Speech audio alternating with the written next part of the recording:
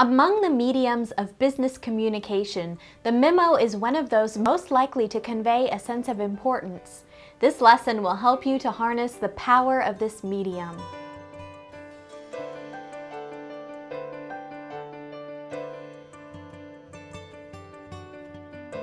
Powerfully written memos can convey information clearly, change people's minds, move people to action, and serve to increase a company's productivity.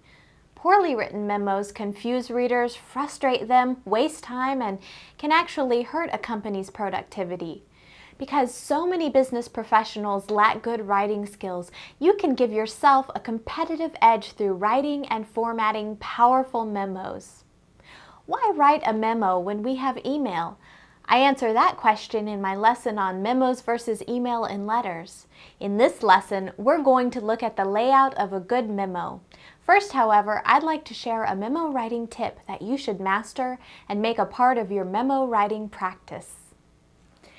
That principle is to state your main point first. Years ago, John Fielden and Ronald Dulac explained this principle with the title of their book, Bottom Line Business Writing. At one point or another, we've all said or been told, get to the point. This writing practice may be the single most important tip that will make your memos more powerful. When you consider that reading and writing letters, memos, and email often takes up half of a workplace professional's business day, you can see how clear communication can improve workplace productivity.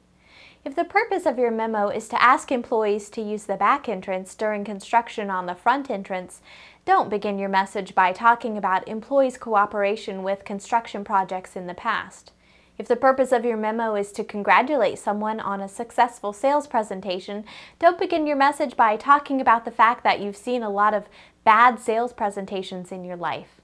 Now, there are valid rhetorical reasons for waiting to give the main point for certain situations. If your memo communicates bad news, you most likely need to break that news gently. You may begin that message with a compliment, an emphasis on common ground, or another device. Also, if your memo attempts to convince your audience about a topic that your audience may be likely to oppose at first, you probably need to lead into your main point rather than stating it up front and alienating your audience in the process. These are exceptions. Most of your messages are probably informational messages or even good news messages. For most of your memos, state your main point first. This may be the single most important factor in making your memos communicate powerfully. Be sure to format your memo properly as well. Formatting a memo well can help you to avoid the hazard of distracting from the force of your memo's message. Those who read memos routinely have certain expectations about where to find what in a memo. Follow the conventions that I am about to share if your organization does not have its own standards for the formatting of a memo. To start, let's consider the header. Double space between items in the header and triple space between the header and the first paragraph of the body of the memo. Notice the components of the header. Sometimes the order varies, but the most common order is to, then from, then date, then subject. The to and from should include both names and job titles. Sometimes a writer initials next to from in order to show approval of the final draft of the memo. These initials replace the signature, which a memo omits. In fact, keep in mind that a memo does not have an opening or a closing.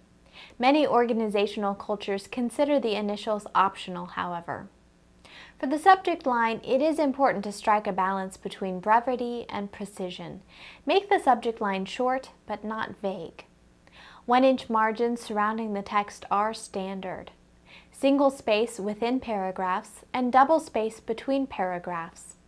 Some memos go beyond 1 page, but it is important for the vast majority of your memos not to exceed 1 page.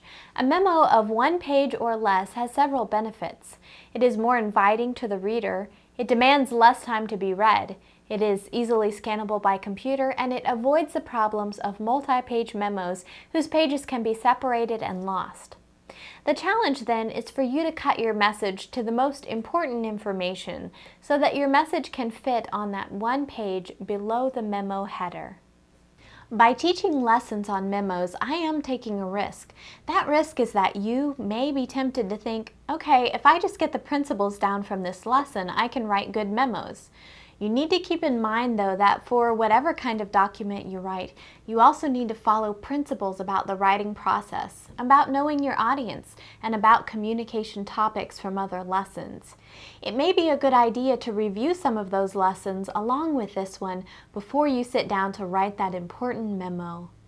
A memo that gets to the point quickly is powerful, and that power is maintained through proper formatting.